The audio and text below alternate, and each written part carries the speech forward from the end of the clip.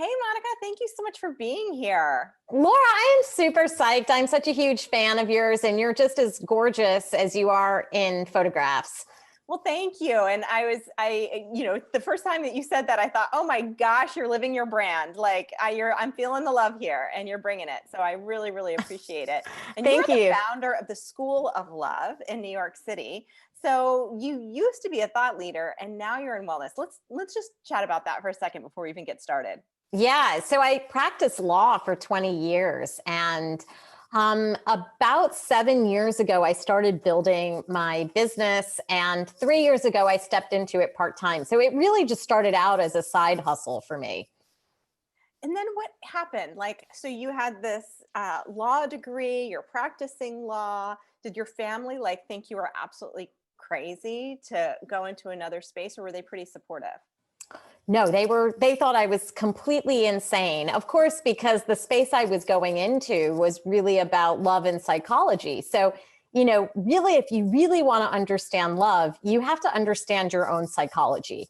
And that means that you have to take a very holistic view of your own family. So, as you can imagine, that was incredibly confronting that they basically had this little savant who from childhood was psychoanalyzing them and then basically started to go into psychoanalysis, under the guidance of psychologists and healers. So, and the very nascent stages of it, they thought I was insane.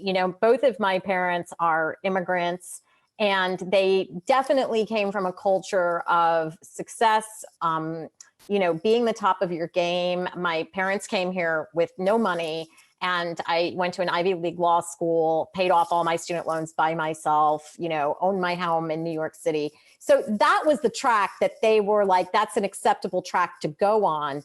And then I started talking almost this foreign language. And so they really didn't even understand what I was talking about. And it was super confrontive. And there was about, I would say, 3 years that were just really, really rough in terms of Ah. family dynamics in my family. So what is the company that you actually started that created that rough family dynamic? So where Yeah. did you go from being a lawyer that was so disruptive to yourself and to your relationships? Yeah. So, what happened, the quick and dirty of it is that I went through a really traumatic divorce in 2008. And, I started asking really deep questions, as we all do when we're in enormous amounts of pain. Why did my marriage fail? And then from that, I started asking the larger question of why is marriage generally not working? Because more than 50% of marriages end in divorce. And of those people who stay married, about 7 out of 10 report being unhappy. So Wow. just from a statistical perspective, I was like, the institution isn't working. It hasn't been working. And what's wrong? And so really, the very nascent stages of that were just me understanding my own psychology, because we basically attract things to us, and we attract things to us based on our behaviors and our beliefs. And I needed to understand why I had attracted this story to me and what I needed to change so I would never attract this story to me ever again. Wow, that is so powerful. So then what does the company actually do? What is it? What is the offering? How did you build a business model around this discovery process that you wanted to go through for yourself? Well, what I realized, and it was really, I think, part and parcel of having an Ivy League education and realizing that the education system is woefully inadequate to prepare us for our most important task in life, which is marriage.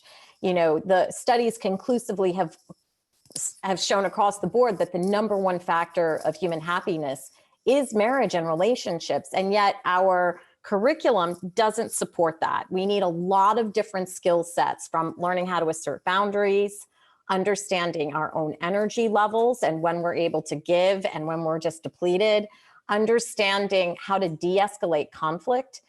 As a trained lawyer and mediator, I was, just shocked that we understand how to escalate conflict, but we really don't understand how to align needs and pull that down. And then, when there's a bad marriage, the effect that has on our attachment style And, that starts at a very early age for our children. So really what we model for our children really can impact their ability to love long term. So what I started to do was build a curriculum. And then I started to test that curriculum on a global audience. The curriculum is about 9 months long. And, I coach private clients, but I coach very few private clients because my price point is very high. I usually coach self-made billionaires, entrepreneurs, Hollywood celebrities. And so I wanted to democratize education. I felt that this was so important that it should be given to everyone in the world. Everyone should have access to it. So what I did 7 years ago is I had already started building a digital business that would allow me to unplug my computer, go anywhere in the world and work, but also reach a global audience, that anybody could call into that classroom space live for free. Not for free, obviously they have to pay for the curriculum, but the cost of entering that classroom would be live. And if they weren't able to come into that classroom live, that what would happen is they would get a recording. And the recording was great because that was basically reprogramming their neural pathways, the way they actually think about the problem. So what I started testing several years ago, and a lot of my curriculum is also based on psychotherapeutic principles. I wanted to break the out of the box that some of this conversation was happening in private, in therapist's office. There wasn't equal access to everyone for that. And I wanted to destigmatize what actually creates love and happiness. So as I did that, I just got tremendous feedback from these exceptional women around the world. They were telling me they were calmer. They were just more equanimous on a day-to-day basis. They started actually standing up to narcissistic abuse in the workplace and in government, that it was having this profound effect. And so, about 3 years ago, I decided that I was going to step into my company full time. Wow. So you were pretty far along in your own development of your company before you even went full time with it. I was far along in terms of like the building of the platform, but in terms of having the confidence to say that I was going to leave, the benefits of traditional employment. And, that was a big hurdle of me crossing over from a fear-based mindset to a faith-based mindset. And the first year I did that, I mean, to be really honest with you, like the last year of my career, so I had a 20-year career as a lawyer that was impeccable. I was a public interest lawyer for the government. And my last year, I actually whistle blew against the heads of my organizations who, because of my study of psychology, I realized were narcissists. So long story short, I ended up getting terminated during family medical leave while my father was dying. And after I get fired, I actually was the plaintiff in a lawsuit against the government, which I was funding the legal fees for that case, which I subsequently won. And then I also was building my business at the same time. And I had lost all my benefits, healthcare, vacation, transit benefits. And I was terrified, because I have no means of support except for myself. And, before my father passed, my father actually died on my birthday. Before my dad passed, he had asked me to take care of my mother.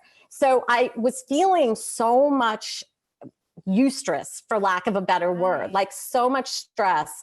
But it actually helped me really develop a lot more psychological principles about how important it is to calm down the parasympathetic nervous system so that you can actually have more creativity and more power and more confidence going forward. So I look at that kind of cocktail of insanity of just like life stressors, and it really actually helped make me a better leader in so many ways.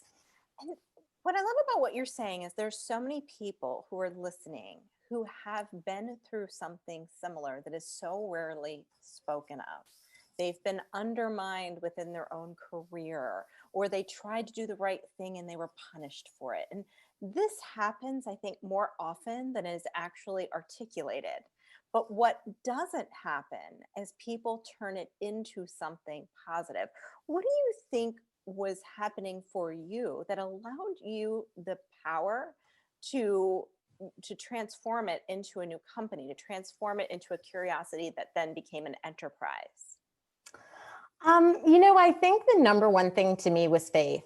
I've always had a tremendous spiritual practice. My parents are very faith-based people. My dad was Hindu. My mom is Catholic. So really, like when I say faith in God, I mean that in a very holistic, whatever is your practice kind of sense. But I really felt that we're all put here on earth for a reason, and we all have certain gifts that we're being called to develop. And I could start to see as I calmed down more and more that this very strange cocktail of life experiences that I've had, many of which are incredibly traumatic, was happening to me for a reason. And if I could develop greater faith, that I could actually see great opportunities that could really be in service to mankind. So that was really I think that was the number one reason I was able to kind of squeeze those lemons and make a lot of lemonade from it. Wow, that's so powerful. So, why is it important for people, for anyone who's listening, that whether they're in entrepreneurship or in a business setting, to learn how to receive and give all of the time? Oh man, that's such a great question. Well, I think that we have to understand energy, and to me, one of the things I really want to do in building my business is I want to build my business from a place of feminine energy. And to me, that's a response to my 20-year career as a lawyer, where I was very grounded in masculine energy. Hmm. And what I realized is that masculine energy is the giving and feminine energy is the receiving.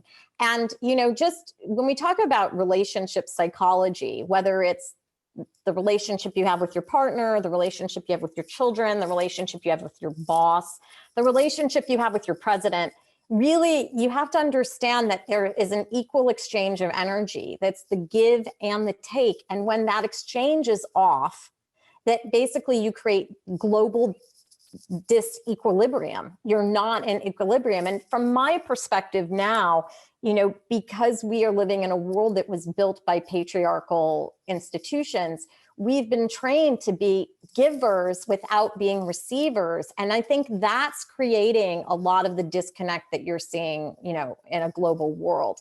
Because what I recognized with myself was that the more I allowed myself to receive, the more calm I was, the more creative flow I could get into, the better relationships I was able to build with my clients. And, as any entrepreneur knows, especially let's say now during COVID, there's so much financial stress on us. There's so much health, physical stress on us. There's emotional stress on us. There's living, with our families or our partner full time, or not living with somebody.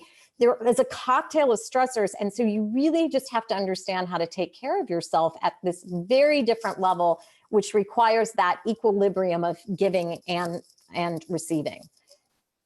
And I love how you brought up feminine energy. And this is something that I will admit I hear all the time, but I don't totally know. I don't totally understand. And so when we think about feminine energy, is there a certain, is it about how you respond to problems and issues differently? Is it how you manage conflict? Is it all the above? Like, is there any way to give me a concrete example about like what that actually means? Yeah, that's such a great question. So the way that we as women have enormous amounts of power.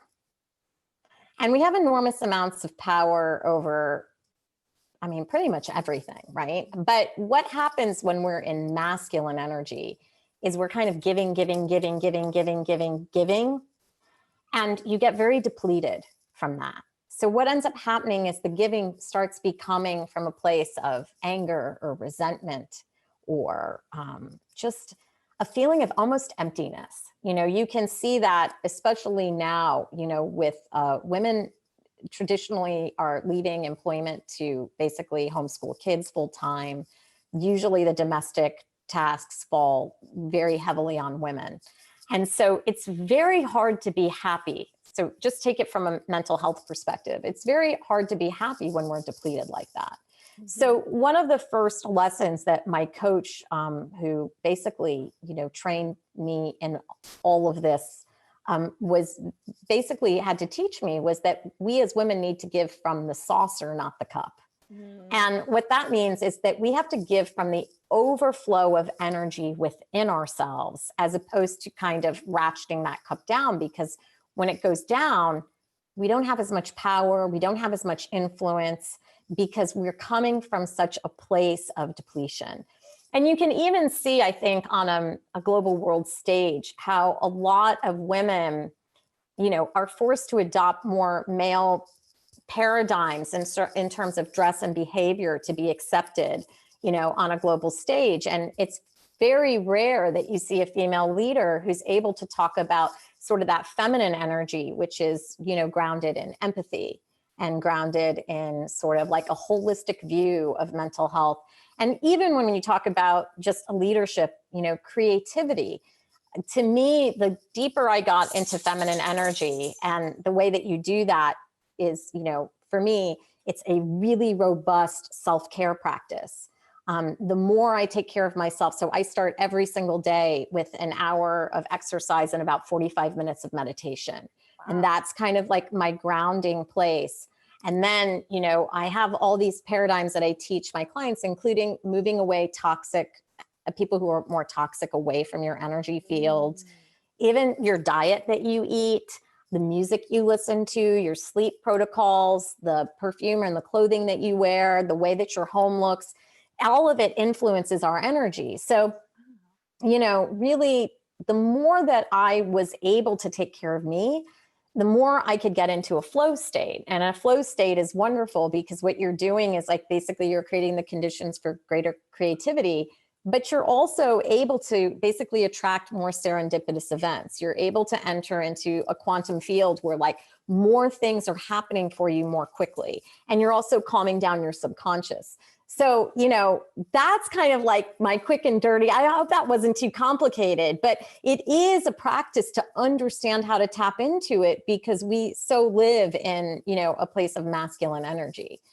And it's so fun, because if you're watching the video, you're watching me smile. If you're hearing the audio, you can't actually experience what's happening here, which is that right as Monica's talking about the law of attraction, she has a really adorable creature that I assume belongs to her, that's crawling all over her, which is really, really fun. And you say creature because he kind of looks like a hybrid between a cat and a dog. It was one of those situations where it was like the Saturday Night Live episode where they were going into the bathroom. Like Pat. Pat was going to the bathroom, and I'm like, I can't tell if it's a cat or a dog, so I'm just going to go with creature. Yeah, he's like the Pat of dogs. He's actually a dog, but when I tell you I get stopped on the street all the time and people are like, your cat is on a leash, and I'm like, he's my dog. It's a really sweet looking dog. So but he started to sort of walk around and start getting on her shoulder and then chomping up behind her right as she was talking about the law of attraction and consciousness. So clearly, well, it is energy. And I'll tell you something, like I do now in my home, yoga every morning. And when I'm done, he's all up in my face, and it's like energy, and so that's really what we're talking about. All we're talking about is energy. Yes. And what's so fascinating about this is that many times we respond with our amygdala brain, our animalistic brain, right? And probably our animals do the same thing. So they're reacting and responding to energy in the same way that we do. It's just that we're probably more subconscious about it. Oh, totally. Yeah. And so this is a great segue into my last and final question, which is, when we are looking at this next level of consciousness, what do you think it does for people who are scaling companies and are looking to get into escalated levels of entrepreneurship? Well, one, I think it's really important to develop your masculine and your feminine self and have that balanced. I think that one of the problems I see with entrepreneurship, and you see it all the time, like you hear leaders like Elon Musk talk about, working the 15-hour day, or you see what happened with the founder of Zappos, who had a drug and alcohol addiction, is what you see is people who are visionary, who get burnt out, stressed out, they're unbalanced, and they drive their workforce, to the ground. Yeah. And to me, I would hate to think of the American workplace as the new plantation system where we have like no empathy for labor, and where we don't realize that they perform better when they're healthier. they perform better when they're balanced. And I really feel like that's the marriage of the feminine and the masculine. And then I also think, like, you know, the marriage of the feminine and masculine in terms of the next level of consciousness for entrepreneurship asks deeper and different questions. You know, it's not enough to sell shoes. It's more like, you know, where does the human need lie? And for me, what I see is, you know, with my business is that you want there to be very happy relationships and marriages. You want people to have peaceful home lives because that models for children. And you want to give them the skills for emotional health so that they know how to take care of themselves, even if they never had parents that modeled that behavior to them. Mm-hmm. So, you know, to me, that's really feminine because it's coming at a problem from a deeply empathic place and saying, how can I scale and actually make the world better through my work that I'm doing? That is so powerful. And I am seeing also that rise in consciousness as a result of what the pain and suffering and struggle that so many people have gone through in what I call the year of our Lord 2020. So, yeah, I mean, I think, you know, like when I talk about consciousness, I often talk about the shift from third dimensional to fifth dimensional consciousness. And fourth dimension is kind of like it's all going haywire and it's all coming undone. And that's coming to teach us these really profound lessons that a lot of the old paradigms, they just don't work anymore. And some of, like, talking about masculine and feminine energy, like one of the things I saw was that, you know, masculine energy is very much like pushing through pain. Like, I'm exhausted and depleted, but I'm going to get up and write my business plan. Yeah. I'm going to do it anyway. Yeah. And for me, when I was going through that period of time that was just kind of insane, what I realized was that actually, no, like I need a nap today, you know, or I need to go walk in the woods and then take myself for a smoothie because I'm filling up my energy again to give from the saucer, not the cup, meaning like, then I'll come home and write my business plan because I'll have more energy to basically knock it out of the park faster. So to me, that feminine paradigm is also just more efficient, like time efficient, because remember the 8-hour workday or the 12-hour or the 15-hour workday, those are constructs from patriarchal, like, you know, those are patriarchal constructs. The fact is the average American worker works less than 3 hours a day. So why not just make those the 3 most productive hours ever and then not work, you know? Right. I totally agree. I think that it's especially people are realizing it this year where they're finally coming to terms with the fact that without a commute, without the pleasantries when you first go into a workspace and talk to people, without the breaks and the interruptions, you actually don't need to work quite as hard to get quite as much done. Oh, totally. Totally. I mean, and that was the biggest revelation for me when I stepped into my company full time. And, you know, you can see my home office behind me. Like, I realized like a lot of it was just wasted time and energy, whether it was the commute or it was the getting dressed up for work, or it was the like pack my lunch. And I always felt like I couldn't understand why companies weren't letting everybody be remote when the technology existed to allow it. And then I thought that perhaps it was built on some kind of paternalistic, like, we don't trust them. And I think now there's such an opportunity. It's like, well, of course we trust them because the work is actually, it's going ahead without problem, without incident. Yeah. But we also have to create new models to, you know, create balance because they're new tasks now with homeschooling kids or cooking for an entire family at home, you know? Yes. Well, innovation definitely comes from that pressure. So if people want to find out more about you, if they want to just learn more about the School of Love New York City, where should they go and where can they connect with you? So the only place they can go is my website, and that's www.schooloflovenyc.com. They can also email me at monica@schooloflovenyc.com, and I reach a global audience. So even though there's NYC in the name, it's for everybody. Yeah, well, NYC is a global city, so that makes sense. So thank you so much for being here. I know that people who are listening got so much out of your interview, and I invite them to come visit your website if they want to learn more. And I just, again, appreciate you taking the time to chat with me today. Thank you so much for having me. I had a blast.